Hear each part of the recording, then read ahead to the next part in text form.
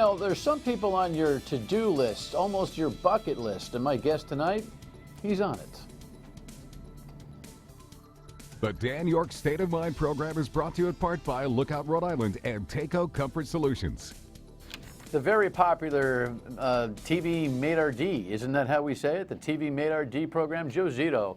I've been watching, when I first came to Rhode Island, I'm thinking, well, actually, I've been here 17 years. His show's been on here about 13, 14 years. When I first saw this, I thought, now that's a creative idea. I hope that goes well. You know, it's gone pretty well. And Joe is here tonight. We've never met. It's just one, you know, Lexi, my producer, say, you've never met Joe? No, I've never bumped it. Sometimes all this Rhode Island stuff where everyone knows, sometimes it doesn't work out right. And why do I got my hands moving so much? I don't know. But Joe Zito is my guest tonight. We'll talk about some themes for the holiday season and some of the hottest restaurants and how he goes about the business and how he evaluates and all that kind of stuff. So, cool. Huh? Welcome in for this Thursday evening. You're almost done wrapping shopping, I hope. So Merry Christmas, Happy New Year, Happy Hanukkah, all of that. Let me just check in on a couple of issues locally here on the rundown camera and nationally as well. Yeah, 30 days. Actually, I think it's 29. Did you write 30? Did you do this is your math? I think you're off a day. But who's counting? It's Donald Trump. So Kellyanne Conway, who really was, I think, a mastermind savior of the campaign and who had some sketchy times here in the transition, is going to find a new home with the Donald Trump team. Headline here, I think, yes. The Trump whisperer, the one who calms him down, I guess, will be counselor to the president. We're not exactly sure what that means. A little bit of communications, a little bit of strategy. Remember, she's a pollster, and she checks data, meaning she understands the trends. She's also a big pro-life person, and so that constituency is very happy. And of course, she just, you know, loves Donald. But I can guarantee you, just generally, he's a man who's going to accomplish many things very quickly. I think that's why his 100-day plan is so specific and so ambitious. He's just accustomed to delivering results quickly. You know, when you're a successful billionaire businessman and brilliant real estate developer, you can't waste time thinking about it or having a commission or blaming other people who are in charge of the issue. You're used to producing and delivering. So. Yeah, I find that to be interesting, this comparison to business life and presidential life. A year from now, we'll see what they're talking about in terms of how he can command the process. I've always thought that Donald Trump kind of has a totalitarian mindset to this whole thing. I think he thinks he was elected king, not president. And she knows his expectations for how quickly he can get things done, whatever those things are, because they seem to change. Will be tempered, I'm sure. She's smarter about the stuff that I think she gives off at times. In the meantime, this thing in Germany is driving the whole world crazy, terror, right? And Donald Trump's reaction to it will be interesting because this will be one of his first tests just in terms of him articulating a worldview. Here's the latest from CBS. Demonstrators gathered outside German Chancellor Angela Merkel's office Wednesday night, angry over Monday's Christmas market attack in Berlin. This man called for Merkel to resign, saying her open-door refugee policy allowed Anis Amri into the country. German officials say the main suspect in the deadly truck attack was seeking asylum when he entered Germany from Tunisia last year. After his application was rejected, he evaded deportation. Detectives found Amri's identification papers in a wallet under the driver's seat of the truck. Officials have since linked him to this man, Abu Wala, an Iraqi who was arrested in Germany last month, accused of recruiting fighters for ISIS. ISIS has claimed they inspired the Berlin attack. Amid the manhunt, the country and its capital continue to mourn the victims. On Wednesday, Germany's foreign minister was joined by his Italian counterpart, laying roses at a memorial. In these days, it feels incredibly good to know that we are not alone in this sorrow, he said, that we can rely on friends in Europe and the world. Back in the U.S., President-elect Donald Trump was asked if the attack led him to rethink his plans for a Muslim registry or ban on Muslim immigration. Hey, you know my plans all along, and I've been proven to be right. 100% correct. Trump called the Berlin violence an attack on humanity that has to stop. You know, this notion of I've proven to be right, he's still in campaign mode. Everything gets positioned through him, his brilliance, his predictive nature, And it'll be interesting to see if that changes. It may not, and we're all going to have to get used to that. His temperament is calmer, no doubt. His words haven't really changed much. In terms of Germany, take a look at the security that they employ in cities like Berlin, not the kind of security that we have in other European cities and here in America as well. And so they're going to have to, I'm talking about camera security, there's a little bit of Big Brother worry and a little bit of hangover over their previous history with East Germany and all of that, but they're going to have to probably get into the 21st century here pretty quickly. And keep those folks in your prayers during this holiday season, no doubt. At home, an interesting story on the front page of the Providence Journal. Now we're getting some kind of financial calculation in terms of what the dope business could be all about. It could be up to $15 million to the state in revenue first year with where we are now and what could happen when it comes to legalization in general. It's kind of interesting that there's actually more of a restrictive bunch of bills that are at the State House now in terms of how the whole pot business, medical marijuana et al, will be executed, because it's been a little loosey-goosey. But inevitably, what with the referendum passed in Massachusetts, we're probably going to end up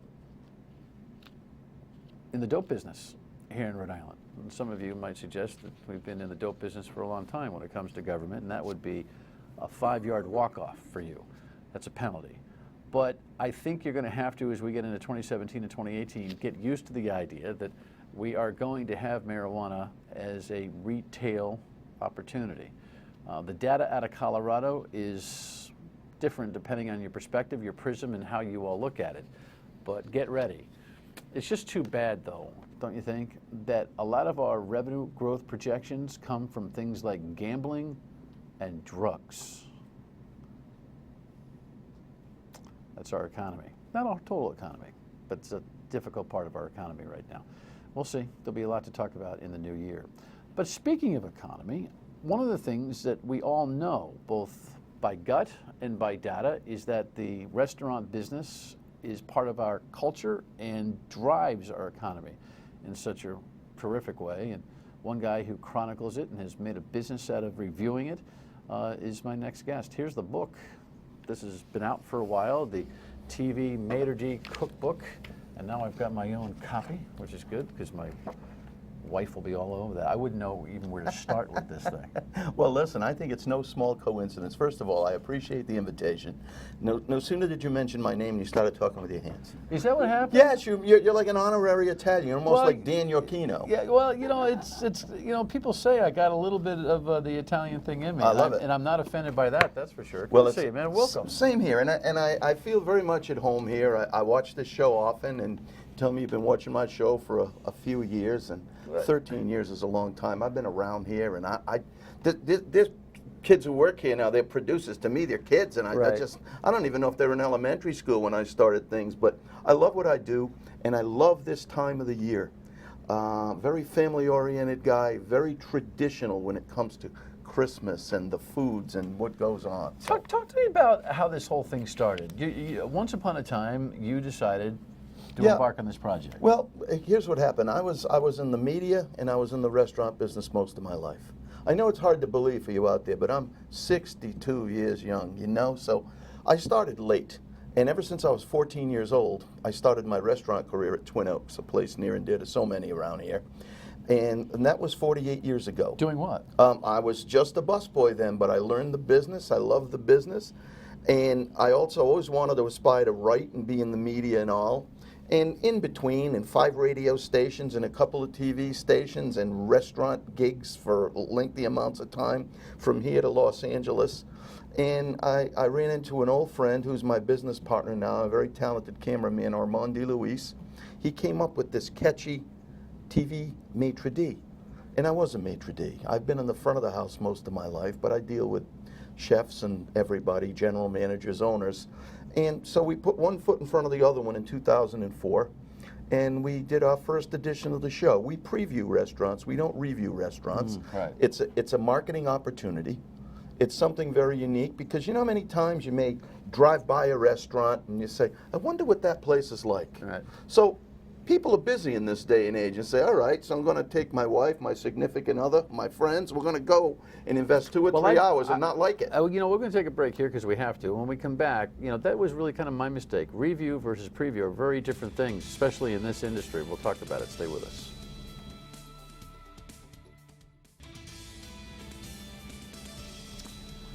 A little vendor ravioli there. That's a must stop, right, during the Christmas season on the hill.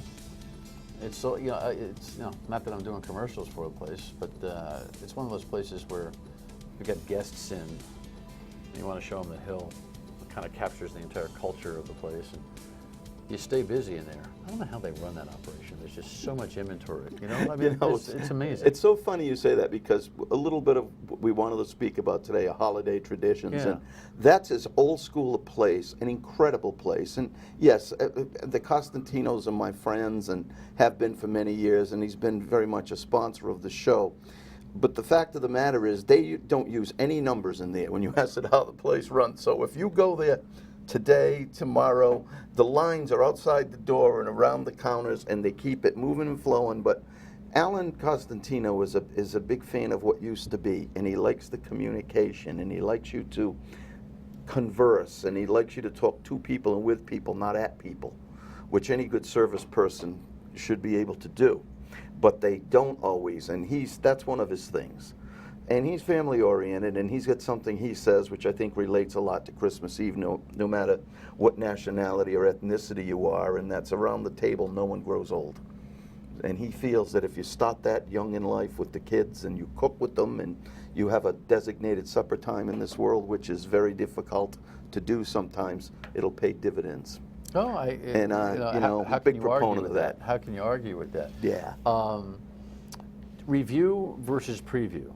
So that's an easy mistake for me to make, and we need to clarify. Yeah, when I watch your show, you're positive about the whole thing. There's a couple of reasons for that. First of all, it is a preview simply because I tell people right up front it's a marketing opportunity. Right. But my name and my reputation is utmost to me. Now, I've been doing this a long time, and I've been around the food business, as I told you, for almost 50 years. And the fact of the matter is that I know what's good, I know what's not good. If somebody comes up to me with a fistful of dollars and wants me to promote the restaurant, that's not necessarily going to happen. My reputation, I tell people, we're going to put your best foot forward, then it's up to you and your staff to get them back in. But as I was saying before we left for the break, you could drive by a restaurant 10, 15, 20 times and wonder to yourself, wonder what that place is like inside. Well, my business partner and I always say, Rhode Island's the kind of place that nobody does anything unless they know someone who's done it first. Well, I'm that guy, Dan, with the restaurants. Right. And what we do is we go into a restaurant and we give it a true video x-ray. We interview the owner, we interview the chef, we show you the food, we show you the ambiance. And of course, we're designed, and people pay me to do that. That's how I make my living. And the whole idea is that you're sitting at home, you know, maybe that's a place I'd like to try. Or maybe I provide a service because maybe it isn't, and maybe your 2 hours when you get to go out at night that's not where you want to spend your time and spend $150 and realize it was a mistake. Listen, I think the concept is brilliant, and obviously it's a transactional issue when it comes to those restaurants that you're highlighting, and I think that's fairly obvious. And so, no, you're not the critic, but even so, your presentation, which is thorough on each of the restaurants that you highlight, is a service to the consumer, because especially here, it's an American culture. Going out is an important thing, and even in tough economies, you know, people may not go on vacation, but they'll still try to go out to dinner. Here, it really means a lot. It really means a lot, and to be able to get a tip, a preview. Your show is the kind of show where if you find it, first of all, it's a destination show, but if you catch it, you stop because you want, oh, okay, you know what, maybe next Friday. That's why it's been so successful. But talk to me about the audience, not the restaurants, but the audience, and how how much the restaurant culture is ingrained in us here. Well, listen, we're a state with 1 million people, and even that is, we're losing people, but somehow we seem to have 2 million restaurants in our tiny little Right. state. Everybody wants to get in the restaurant business, and people say to me, I'm going into the restaurant business. I said, well, there's that old saying, you know, what's the quickest way to $1 million? And that's start with 5 million and open a restaurant. You know, and the fact of the matter is, sounds like something everybody wants to do, and not everybody can do it and do it well. But we're a restaurant never heard crazy that one. state. That's good. Well, That's a that's good just one. the way it is. And Yeah. we're a restaurant crazy state. It's a hard business, right? Oh, it's a very, very hard business, and that goes back to what you were saying about why I want to preview and not review. I have great respect for the Providence Journal, my friend Gail Ciampa, people who review restaurants. I want, I want to be on the positive side of things, as does she. But any reviewers who come, people work too hard in this business to be savaging places when you're trying to employ people. You know, every time, if somebody does something wrong, I tell people, they always have management staff. Don't leave there until you express it. Don't get on Yelp and start going this way and that way, because, yeah, you're entitled to your opinion, but sometimes your opinion may not be enlightened. And the fact of the matter is, it's something they could rectify. And if not that time, if you feel it's far gone, give them a chance. This is a business where we always talk about the economy and how we need to employ people. Well, this is one of our state. This is tourism. This is hospitality. And you need to give people a chance. It's so hard because nowadays they don't get that chance. Remember back in the day, word of mouth. Oh, the Dan Yorke show's on. Tell your friends. Tell your friends. Well, you do something good, you do something bad. There it is. It's up there for all to see that night. You know, social media has changed for the better so many things and changed for the worse so many things. It's the best and the worst of us, and people tend, I think, to use those Yelp and review opportunities. By the way, everyone's an expert in the world on everything. Yeah, so it's not just restaurants. Everything that you've brought to the table and all the years of expertise you have in restaurants matters little to the guy who had an experience in a place and wants to type on social media about it. It just believe me. Yeah. You want my email? You want my social media reaction? I get it. But by and large, I think you've really hit on something, not only with the show, but with your commentary here, and that is how hard it is to own and run a business and how hard the restaurant business is. The margins are not always very high. The booze is what helps if you have it. If you don't, it's even tougher. Yes, and with all due respect, I mean, certainly understand about the drinking and driving, but everything is skewed toward less of that, not more of it. And Right. The point is, you talk about profit centers everywhere you go. There are chains, and I have nothing against the chains, but they'll open up.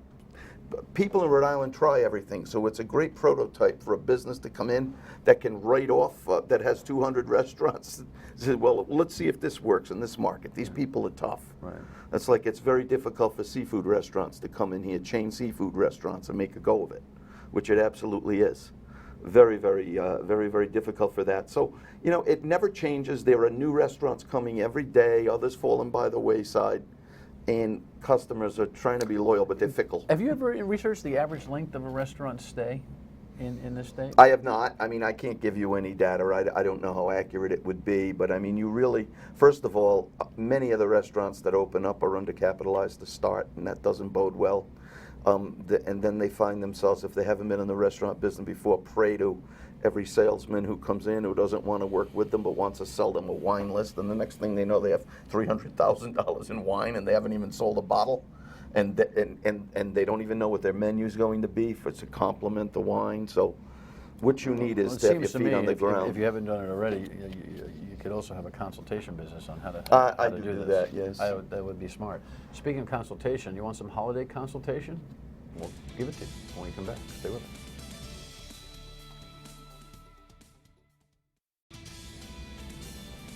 Yes, the famous Joe Zito. Well, there's Iggy's. That's not Joe Zito, that's Iggy's.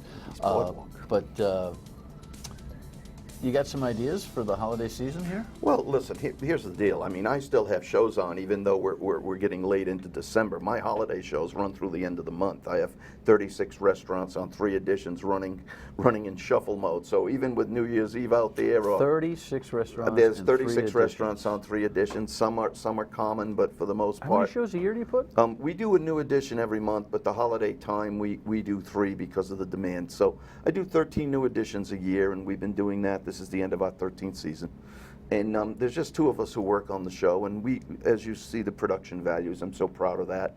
My videographer and editor is just brilliant at what he does, and I write it, and together we fight, and this is what we come up with, is pretty much the way it works. So for the holiday season, are there specific places and/or menu items that you're talking Well, to people you know, about? here's what I love. The restaurants are out there, but we all know that as Christmas Eve nears now, and this is Rhode Island, everybody wants to know about, I want to say it so everybody knows, La Vigilia. Yeah. Do you know about La Vigilia? You got to roll the L a little La bit, Vigilia. Right, yeah. And that's the vigil. Right. And what that is the feast, or they say, of the 7 fishes. Now you're Right. talking like you're in Rhode Island. Right. The Feast of the 7 Fishes. And people don't know that had its origin in southern Italy, okay, which I love about it as Italian-American descent, but there's nothing in Italy that's La Vigilia. In other words, this all started with an impoverished village of fishermen, and they had to fast. So what they would do is the night leading up to midnight mass and the celebration of the birth of the Christ child, they would have fish, and it was mostly fish fried in oil. And this morphed into what we have today, but more importantly than the seafood and the fasting is the camaraderie and the family, because that's what I fear is falling. I'm sorry for my little thing here on the soapbox. I feel that's falling by the wayside. You know, Nana would cook the fish. She'd put it onto her daughter, and nowadays the kids go, I don't like that, I don't like that, I don't like that. Well, these traditions are going to be gone. And if Nana leaves and Mom doesn't want to do it anymore, Christmas Eve's not the same, because you can't fake Christmas Eve in the restaurant business, and you can't fake it in the food business. You know it's Christmas Eve. There's a feeling about it. And for Italian Americans, Portuguese Americans, Greek, many of the Mediterranean cultures, no disrespect to anybody else in the Jewish faith, they all have celebrations, they all know how to do it, and they have things, but you know when it's that time. This is not like a cookout in July. Christmas Eve is special. So that's what I really love, and I love the camaraderie. There are many restaurants that do a La Vigilia version of the menu because it's tradition. So what's better, La Vigilia at home or on the road at a restaurant? I'm a restaurant guy, but I love it at home because those are the traditions. You can make what you want, and more than that, it's the effort in this day and age. You know, the handmade pasta. I grew up, I said I'm 62 and I've got a big frame of reference. I had 2 aunts who each used to do their separate La Vigilia. One was my Auntie Chick. Her real name was Frances. She stood about 4'7", and you would go to her house on Christmas Eve, and there it was, the spread. Another was my Aunt Gloria. And now that's morphed into something else over the years. These were very special people because that's the tradition. And I'm fearful that's gone, Dan. Yeah.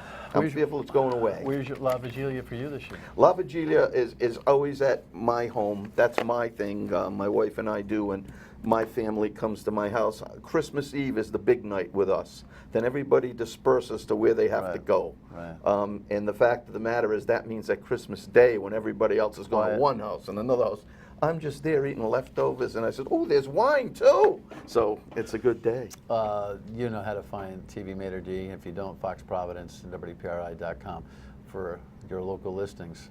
What a pleasure. Great pleasure. Come back a lot. It's great to see you. I hope to do that. Merry Christmas, Merry to everybody. Christmas. Happy New Year. Enjoy La Vigilia. Thank you. Be right back.